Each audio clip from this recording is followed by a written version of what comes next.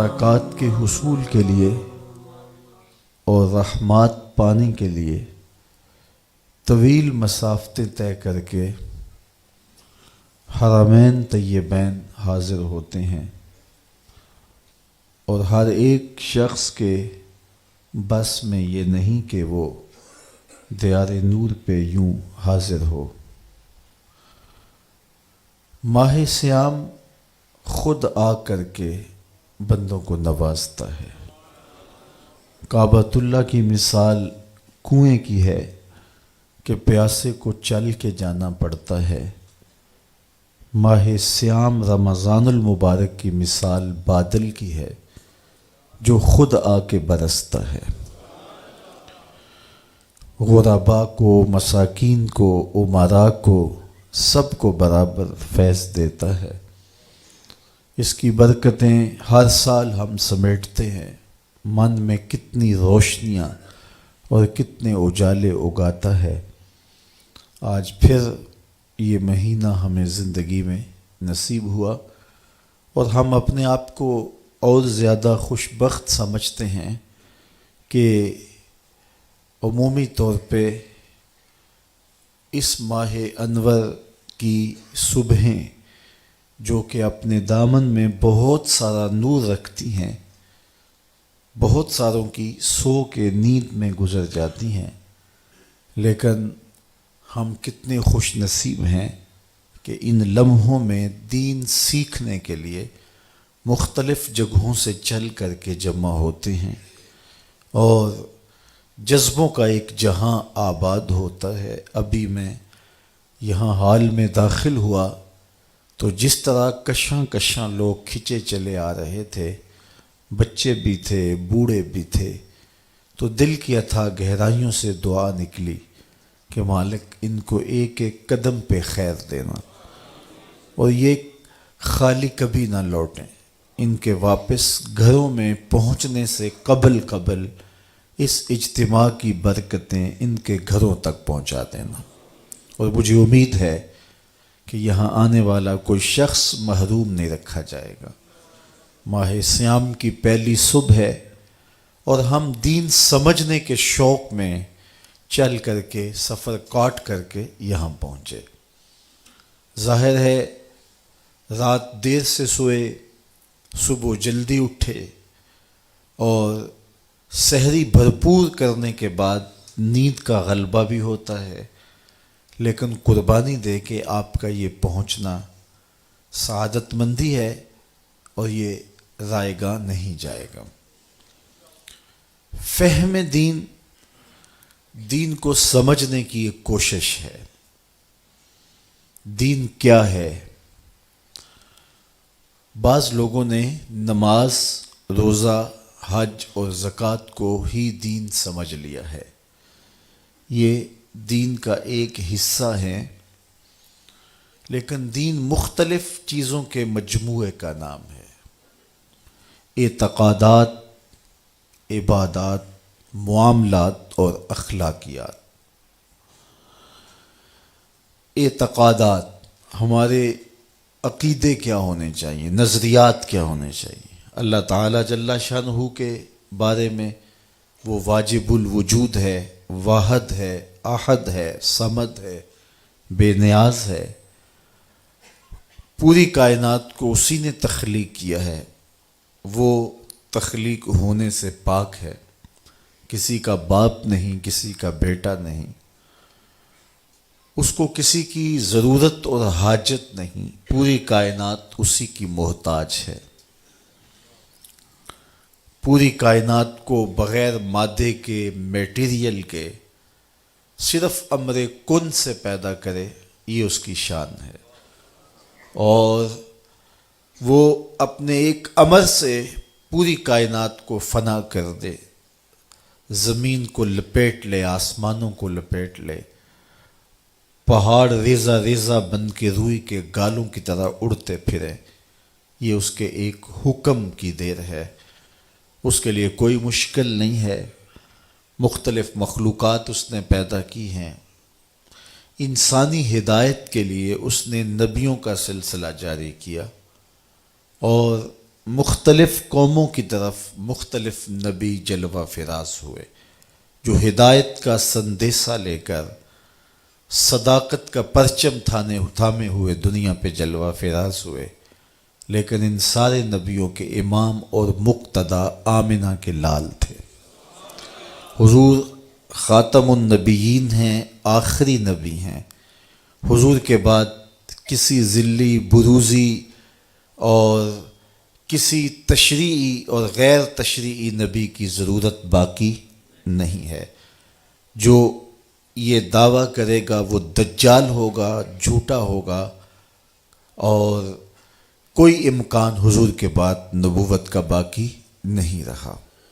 اللہ نے اپنے محبوب کو بہت ساری شانوں سے نوازا، مختلف انبیاء پر کتابیں اور صحیفے نازل کیے، 4 کتابیں اور 100 صحیفے نازل ہوئے جو مختلف انبیاء پر نازل ہوئے۔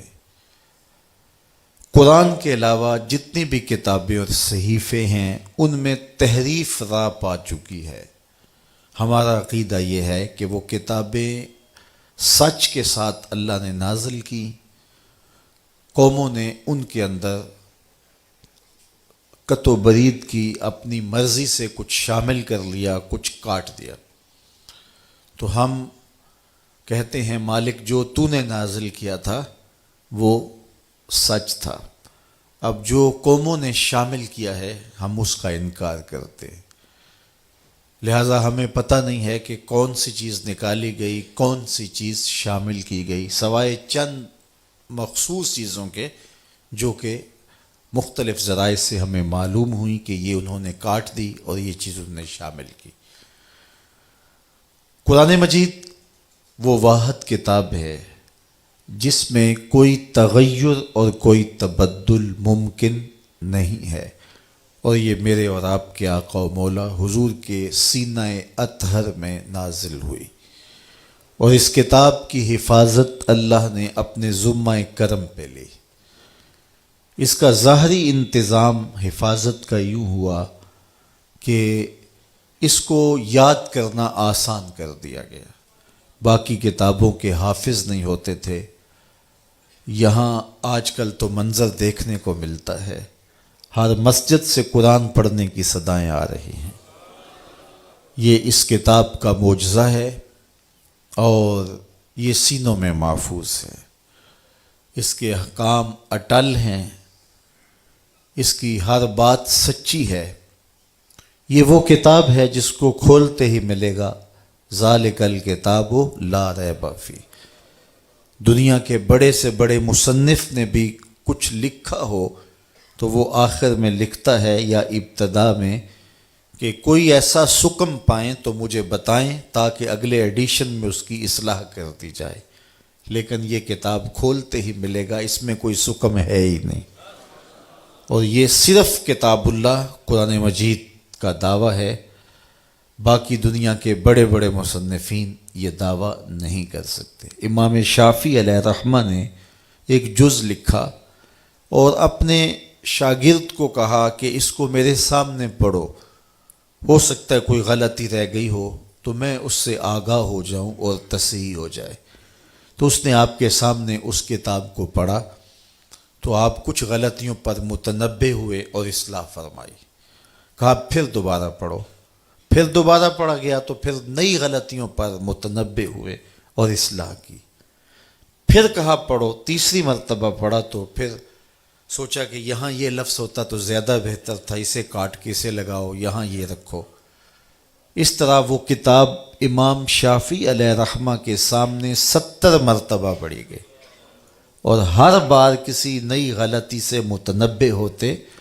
پھر آپ نے پڑھنے والے کو کہا داہو، اسے چھوڑ دے، شافعی کی کتاب یہ حق نہیں رکھتی کہ اس میں کوئی غلطی نہ ہو، یہ حق صرف اللہ کی کتاب قرآن کو حاصل ہے۔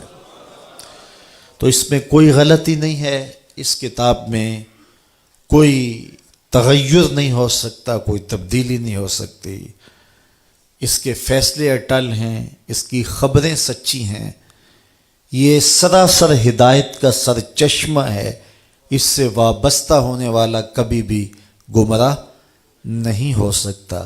سیدنا علی المرتضی رضی اللہ تعالی عنہ کی مرویات سے ہے، میرے حضور علیہ السلام قرب قیامت کے فتنوں کا ذکر کر رہے تھے تو عرض کی یا رسول اللہ صلی اللہ علیہ وسلم، پھر جب فتنے اتنے اتریں گے تو پھر ہمارے پاس بچنے کی صورت کیا ہوگی؟ تو برجستہ فرمایا اللہ کی کتاب قرآن مجید۔ تو یہ کتاب اگر پاس ہو، من میں اتار لو، تو پھر گمراہیاں قریب نہیں آ سکتی، آپ ہدایت کی راہوں کے مسافر ہوں گے۔ اللہ تعالیٰ جل شانہ نے جنت دوزخ کو پیدا کیا اور ان پر ایمان لانا ہمارے اعتقادات میں شامل ہے۔ جنت اللہ کی رضا کا مظہر ہے، دوزخ اللہ کے قہر و غضب کا مظہر ہے۔ مطلب کیا؟ جس پہ راضی ہوگا اس کو جنت میں بھیجے گا، جس پہ ناراض ہوگا اس کو جہنم میں ڈالے گا۔ اس لیے جنت اور دوزخ کا مذاق اڑانا، ان کو ہلکا جاننا، یہ مومن کا شیوا نہیں ہے۔ تو یہ اللہ کی رضا اور قہر و غضب کے مظاہر ہیں۔ حضور علیہ الصلاۃ والسلام نے جنت کے لیے دعائیں کی ہیں اور جہنم سے پناہ طلب کی ہے۔ امتیوں کو بھی کہا جب اللہ سے مانگو تو جنت الفردوس مانگو۔ جہنم سے پناہ مانگنے کی تلقین کی گئی چونکہ وہ اللہ کے قہر و غضب کا مظہر ہے۔ تو جنت اور دوزخ ان پر ایمان لانا، یوم حشر پر ایمان لانا، جس کی مقدار قرآن نے بتائی ہے کہ وہ 50,000 سال کا ایک دن ہوگا اور کاٹنے سے کٹے گا ہی نہیں، لیکن مومن کے لیے ایسے کٹے گا جس طرح عصر کی نماز کا وقت کٹتا ہے۔ اللہ اکبر! جس طرح قبر برزخ کی زندگی ہے وہ بھی ہمارے ایمانیات میں شامل ہے کہ مرنے کے بعد ہم دوبارہ اٹھائے جائیں گے اور قبر میں ہمیں 3 سوال پوچھے جائیں گے۔ پھر قبر یا جنت کے باغوں میں سے باغ ہے یا جہنم کے گڑھوں میں سے گڑھا ہے۔ جس کے لیے جہنم کا گڑھا تو اس کے لیے قبر کی منزل کاٹنا بھی مشکل ہوگی۔ وہاں عذاب مسلط کر دیے جائیں گے، سانپ مسلط کر دیے جائیں گے، بچھو مسلط کر دیے جائیں گے، لیکن جو مومن ہوگا اس کی قبر جنت کے باغوں میں سے ایک باغ ہوگی اور اس کے لیے قبر کی منزل کاٹنا مشکل نہیں ہوگی۔ وہ ایسے ہی ہوگا جس طرح ہار ٹوٹ گیا اور اس کے موتی اکٹھے کرنے لگا تو اتنے میں قیامت کھڑی ہو گئی۔ تو یہ ہمارے اعتقادات ہیں۔ فرشتوں پر ہمارا عقیدہ کہ وہ ایسی مخلوق ہے جو مختلف شکلوں میں متشکل ہو جاتی ہے اور اللہ کی نافرمانی نہیں کرتی۔ اسی طرح جن بھی مخلوقات میں شامل ہے۔ اچھی بری تقدیر پر ایمان لانے کی ہمیں تلقین کی گئی کہ اللہ تعالیٰ جل شانہ نے تقدیر لکھ دی ہے، جو لکھا ہے اس کے مطابق ہی ہو رہا ہے، لیکن جو چونکہ ہم نے کرنا تھا اس نے اپنے علم کے مطابق پہلے ہی تحریر فرما دیا۔ ہمارے دونوں کندھوں پر 2 فرشتے ہیں کرامن کاتبین جو ہمارے اعمال کو لکھ رہے ہیں اور قیامت کے دن وہ دفتر اللہ کے حضور پیش کر دیں گے، اور پھر وہ دفتر جس پر نامہ اعمال لکھے ہوں گے، وہ نامہ اعمال کا دفتر قیامت کے دن بندے کے ہاتھ میں دیا جائے گا۔ جو مومن صالح ہوگا، جس کا نامہ اعمال خیر سے بھرا ہوا ہوگا، اس کو دائیں ہاتھ میں وہ کتاب دی جائے گی اور دوسرے کو بائیں ہاتھ میں دی جائے گی اور پیچھے سے دی جائے گی، اور جس کو دائیں ہاتھ میں کتاب دی جائے گی وہ خوش ہوگا اور کہے گا آؤ پڑھو میری کتاب، اور جس کو بائیں ہاتھ میں کتاب دی گئی تو وہ سخت دکھی ہوگا اور کہے گا ما لہذا الکتاب لا یغادر صغیرۃ ولا کبیرۃ الا احصاها، ہائے اس کتاب کو کیا ہو گیا، اس نے چھوٹی بڑی کوئی بات نہ چھوڑی، سب کچھ لکھ دیا، لیکن پھر پچھتانے سے کچھ نہیں ہوگا۔ آج کا پچھتاوا کل کی بہتری کی ضمانت ہو سکتا ہے۔ ایمانیات میں اور بھی بہت ساری چیزیں آتی ہیں اور ان پر ایمان لانا ہمارے اوپر لازم اور ضروری ہے۔ بنیادی ہمارے عقیدے تین ہیں: عقیدہ توحید، عقیدہ رسالت اور عقیدہ آخرت۔ تو یہ دین کا ایک حصہ ہے ایمانیات، نظریات یا اعتقادات۔ دوسرا حصہ ہے عبادات۔ عبادات میں نماز آتی ہے۔ دن میں 5 مرتبہ نماز مرد عورت پر فرض کی گئی ہے، اور مسافرت کی صورت میں، بیماری کی صورت میں بھی نماز کی معافی نہیں، سوائے خواتین کو ایام مخصوصہ میں انہیں رخصت دی گئی ہے، چھٹی دی گئی ہے، اور وہ اس کی قضا بھی نہیں کریں گی۔ ہاں، روزے کی قضا ان کے اوپر لازم ہے، لیکن نماز کی قضا ان پر نہیں ہے۔ باقی نماز کی بیماری کی حالت میں بھی چھٹی نہیں ہے، سفر کی حالت میں بھی چھٹی نہیں ہے، حتیٰ کہ اگر نماز کے لیے وضو کا پانی دستیاب نہیں ہے تو تیمم کر کے نماز پڑھی جائے گی۔ اگر کھڑا ہونے کی سکت نہیں رکھتا تو بیٹھ کے پڑھی جائے گی، بیٹھ کر نہیں پڑھ سکتا تو لیٹ کے پڑھی جائے گی۔ تو یہ ہے عبادات میں ایک چیز نماز، اور نماز اسلام کا اہم اور بنیادی رکن ہے۔ جو نماز کا انکار کرتا ہے یا نماز کو ہلکا جانتا ہے یا نماز کا تمسخر اڑاتا ہے، وہ بے دین ہے، کافر ہے، دائرہ اسلام سے خارج ہے، چاہے وہ کوئی عام شخص ہو، چاہے ملنگ ہو، چاہے کوئی بھی ہو۔ جو نماز کا تمسخر اڑائے اس کا دین سے کوئی تعلق نہیں ہے۔ جو نماز جان بوجھ کے نہیں پڑھتا وہ گناہ گار ہے، اور گناہ کبیرہ کا مرتکب ہوتا ہے۔ بعض ائمہ نے کہا کہ اسے قتل کیا جائے گا، بعض نے کہا کہ اس کو قید میں ڈال دیا جائے گا۔ یہ امام اعظم امام ابو حنیفہ علیہ رحمہ کا موقف ہے کہ بے نمازی کو حاکم وقت قید میں ڈال دے گا یہاں تک کہ وہ توبہ کرے، اگر توبہ کرے گا تو اسے چھوڑ دیا جائے گا۔ یہ ہے حضرت امام اعظم امام ابو حنیفہ کا موقف۔ تو نماز اس قدر اہم عبادت ہے کہ اس کے ترک کرنے پر سخت وعید آئی ہے، اور قیامت کے دن بندے سے سب سے پہلا جو سوال کیا جائے گا وہ نماز کا ہی سوال ہوگا۔ تو جس نے یہ سوال اس کا اچھا جواب دے دیا وہ کامیاب اور بامراد ہوا، اور جو اس کا جواب ہی نہ دے سکا وہ خاسر و نامراد لوٹے گا۔ دوسری چیز زکوٰۃ ہے۔ زکوٰۃ بھی اہم رکن ہے، اور اس کا انکار کرنا بھی کفر ہے۔ اگر کوئی زکوٰۃ نہیں دیتا تو سخت گناہ گار ہے، گناہ کبیرہ کا مرتکب ہے۔ حاکم وقت کو یہ اختیار ہے کہ ان سے جبراً زکوٰۃ وصول کر لے۔ حضرت سیدنا صدیق اکبر رضی اللہ تعالی عنہ کے زمانے میں کچھ لوگوں نے زکوٰۃ دینے سے انکار کر دیا، تو حضرت سیدنا صدیق اکبر نے فرمایا کہ اگر وہ حضور کے زمانے میں کھجور کی ایک رسی بھی زکوٰۃ دیتے تھے، جب تک میں وصول نہیں کر لوں گا چین سے نہیں بیٹھوں گا، بلکہ آپ نے فرمایا لَقَاتَلْتُهُمْ عَلَىٰ مَنْعِهِ، میں اس کے روکنے پر ان سے جہاد کروں گا۔ اور زکوٰۃ نماز کے بعد دوسرا اہم دین کا رکن ہے، اور عبادات کے اندر دوسرے نمبر پہ آتا ہے۔ پھر اس کے بعد روزہ آتا ہے اور حج آتا ہے۔ روزہ زندگی میں استطاعت رکھنے والے پر، جو صحت رکھتا ہے، بالغ ہے اور عاقل ہے، اس پر ایام معدودات، گنے ہوئے دن 29 یا 30 روزے اس کے اوپر فرض ہیں۔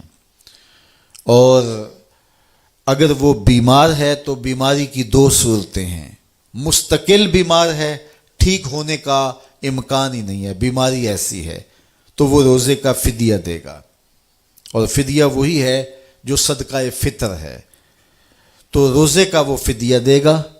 اور اگر بیماری ایسی ہے کہ عارضی ہے، ٹھیک ہو جائے گی، تو پھر صدقہ فطر نہیں ہے، وہ روزوں کی قضا کرے گا۔ تو روزے اگر کسی نے ترک کر دیے ماہ رمضان میں، بعد میں ساری زندگی بھی قضا کرے تو اس کا بدل نہیں ہو سکتے، اس لیے روزے ترک نہیں کرنے چاہیے۔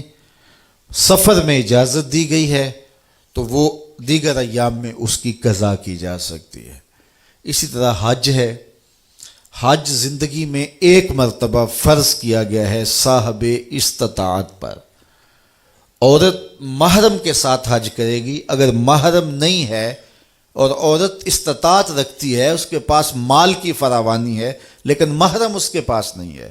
محرم اس شخص کو کہتے ہیں جس کے ساتھ ابدی نکاح نہ ہو سکتا ہو، جس کا بھائی ہے، باپ ہے، اور جو ہے وہ بھانجا ہے، بھتیجا ہے، تو شوہر بھی جو ہے اس سے نکاح ہو چکا ہے اور وہ نکاح کی وجہ سے محرم ہوا ہے، بیٹا ہے، تو یہ محارم ہیں۔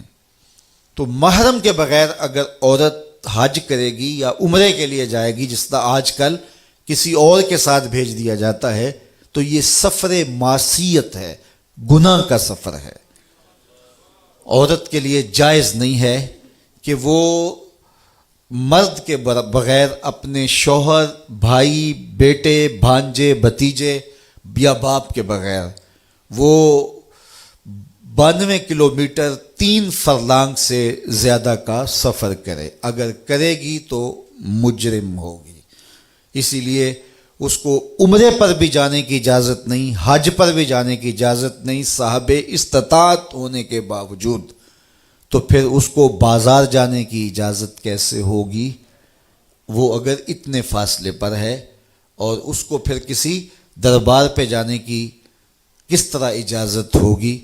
اعلیٰ حضرت علیہ رحمہ سے سوال ہوا تو آپ نے ایک بزرگ کا حوالہ دے کے فرمایا کہ ان سے جب یہ پوچھا گیا تو وہ فرمانے لگے، تم یہ مجھے پوچھتے ہو کہ اس کا جانا جائز ہے یا نہیں، مجھ سے یہ پوچھو ان پہ لعنتیں کتنی برستی ہیں۔ تو اگر محرم نہیں ہے تو پھر عورت حج پہ بھی نہ جائے، عمرے پہ بھی نہ جائے۔ تو عورت کہتی ہے کہ میرا جی چاہتا ہے کہ میں روضہ رسول دیکھوں، میرا جی چاہتا ہے کہ میں کعبۃ اللہ کے نظارے کروں، اور میرے پاس محرم نہیں ہے اور آپ مجھے روک رہے ہیں۔ تو بی بی میں نے نہیں روکا، اللہ کے رسول نے روکا ہے۔ تو صبر کرے گی تو گنبد خضرا نہیں دیکھنے جائے گی، گنبد خضرا والا تیرے پہ راضی ہوگا۔ تو کعبہ دیکھنے نہیں جائے گی، کعبے والا تیرے پہ راضی ہوگا، اس لیے کہ تو نے کعبے والے کے حکم کو مانا ہے، گنبد خضرا والے کے حکم کو مانا ہے۔ تو استطاعت ہونے کے باوجود عورت کے پاس اگر محرم نہیں ہے تو وہ حج کو نہیں جائے گی۔ حج زندگی میں ایک مرتبہ ہی جو ہے وہ واجب ہے۔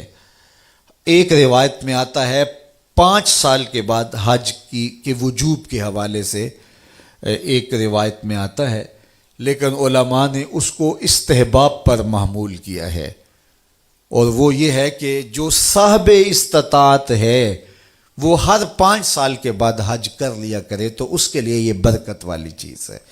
لیکن زندگی میں حج فرض ایک بار ہی ہے، واجب ایک بار ہی ہے، اور اس پر واضح دلیل ہے۔ آقا کریم نے جب فرمایا لوگوں تمہارے اوپر حج فرض ہے، تو حضرت اقرع بن حابس رضی اللہ تعالیٰ عنہ کھڑے ہوئے اور عرض کی افی کل عامن، حضور ہر سال واجب ہے۔ حضور خاموش رہے، پھر کہا لوگوں حج پہ جایا کرو، تمہارے اوپر حج واجب ہے۔ تو انہوں نے پھر کہا حضور ہر سال واجب ہے۔ حضور پھر خاموش رہے، تو تیسری مرتبہ جب پھر فرمایا تو انہوں نے پھر یہ بات کہی، تو پھر حضور نے وقفہ سکوت کو توڑتے ہوئے فرمایا تم سے پچھلی امتیں نبیوں پر کثرت سوالات کی وجہ سے ہلاک کر دی گئیں، زیادہ سوال نہ کیا کرو۔ لو قلت نعم لوجبت، اگر میری زبان سے ہاں نکل جاتی تو واجب بھی ہو جاتا۔ اس سے یہ بھی بات سمجھ میں آئی، وہ زبان جس کو سب کن کی کنجی کہیں، اس کی نافذ حکومت پہ لاکھوں سلام۔ حضور جو کہہ دے وہ دین ہوتا ہے۔ تو حج زندگی میں ایک مرتبہ واجب ہے۔ تو یہ عبادات ہیں۔ اسی طرح نوافل ہیں، نماز جنازہ ہے، اس کے آگے پھر احکامات ہیں۔ نماز جنازہ فرض عین نہیں ہے، وہ فرض کفایہ ہے۔ نمازیں فرض عین ہیں، اور جنازہ فرض کفایہ ہے، اور اس کے بعد دیگر کچھ عبادات ہیں۔ تو یہ دوسرا حصہ ہے دین کا۔ تیسرا حصہ دین کا معاملات ہیں۔ معاملات کے اندر ازدواجی زندگی ہے، نکاح ہے، طلاق ہے، خلا کے مسائل ہیں، اسی طرح کاروبار ہے، بیع و شراء ہے، اس کی شرائط ہیں، کاروباری شخص کے لیے ان کا سیکھنا ضروری ہے تاکہ وہ ان اصولوں کے ساتھ تجارت کر سکے۔ اسی طرح دیگر احکام ہیں، وہ سارے وراثت کے مسائل اس کے اندر آتے ہیں، اور بہت سارے مسائل آتے ہیں، تو یہ بھی دین کا ایک حصہ ہے۔ چوتھی چیز اخلاقیات ہیں، ہمارے رویے ہیں، ہمارے انداز ہائے زندگی ہیں۔ ہم نے ہمسائے کے ساتھ رویہ کیا رکھنا ہے، ہم نے ماں باپ کے آداب کی رعایت کیسے کرنی ہے، ہم نے بچوں کی تربیت کیسے کرنی ہے، ہم نے بولنا ہے تو ہمارا انداز تکلم کیا ہونا چاہیے، جھوٹ نہیں بولیں گے، چغلی نہیں کریں گے، غیبت نہیں کریں گے، کسی کا دل نہیں دکھائیں گے، اذیت نہیں پہنچائیں گے، کسی کے پرائیویٹ معاملات کے اندر دخل اندازی نہیں کریں گے۔ اسی طرح جو ہے وہ اور بہت سارے معاملے ہیں جن کا تعلق اخلاقیات سے ہے، اور دین حسن خلق کا نام ہے۔ قیامت کے دن جب نامہ اعمال میں عمل ڈالے جائیں گے، سب سے زیادہ جس عمل کا وزن ہوگا وہ حسن خلق ہوگا۔ تو لوگوں کے ساتھ مسکرا کے ملیں، لوگوں کے ساتھ محبت سے پیش آئیں، لوگوں کے ساتھ جو وعدہ کیا ہے اس کو پورا کریں، جو لوگوں کے ساتھ عہد کیا ہے اس کی پاسداری کریں، اور حسن سلوک کے ساتھ پیش آئیں۔ تو بعض اوقات ہم صرف جو ہے وہ نماز روزے کو دین سمجھتے ہیں، تو یہ سب کچھ سیکھنا چاہیے۔ اگر سڑک پر اشارہ لگا ہے رکنے کا تو وہاں سے کراس کر جانا، اور جہاں سٹاپ نہ کرنے کا کہا گیا ہے وہاں گاڑی پارک کر لینا، یہ بھی ہمارے اخلاقیات میں آتا ہے۔ اگرچہ یہ انتظامی امور ہوتے ہیں اور یہ حکومت وقت نے یا مقامی جو ہے وہ لوکل گورنمنٹ نے بنائے ہوئے ہوتے ہیں، لیکن ہمارا دین ہمیں انہیں بھی فالو کرنے کی تلقین کرتا ہے۔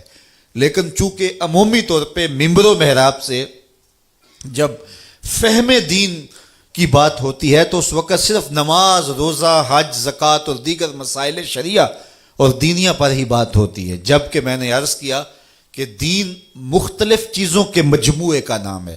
یہ پوری زندگی گزارنے کا ایک اسلوب ہے جس میں ہماری نجی زندگی بھی آتی ہے، ہماری گھریلو آئلی زندگی بھی آتی ہے، ہماری معاشرتی پوری سیاسی زندگی بھی آتی ہے، جس میں ہمارے جو ہے وہ اپنے رب کے ساتھ جو پرائیویٹ تعلقات ہیں عبادات کے وہ بھی آتے ہیں، مخلوق کے ساتھ جو ہمارے تعلقات ہیں معاملات کے وہ بھی اس کے اندر آتے ہیں، اور لوگوں کے ساتھ اس نے سلوک و رویے جو ہیں وہ بھی آتے ہیں۔